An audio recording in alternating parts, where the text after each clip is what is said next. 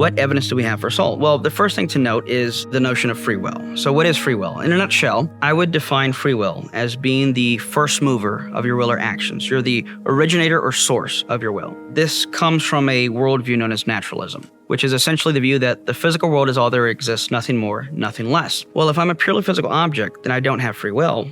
But I do have free will, therefore, I'm not a purely physical object, I am a soul. If there is no free will, then something known as a law of causal closure would be true. It's the idea that every physical event must necessarily have a prior physical cause. So Aristotle put it this way: if I move a rock with my staff, and my hand moves the staff moves a rock, but the question becomes, what moved me?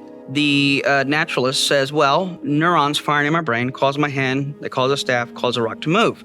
That means I'm the first mover, I have free will, and I didn't need a soul to do it. But time out.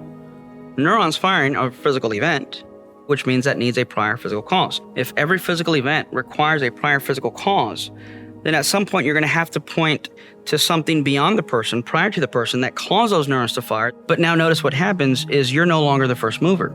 Well, if something caused those neurons to fire prior to you, you now become an intermediate secondary mover, and whatever caused those neurons firing, and before that, whatever the first mover is, that's who gets praise or blame. And thus, if atheism is true, there is no soul, you cannot have moral responsibility, and you cannot take pride and claim you're a free thinker if, by definition, free will can't exist on what you describe as your worldview.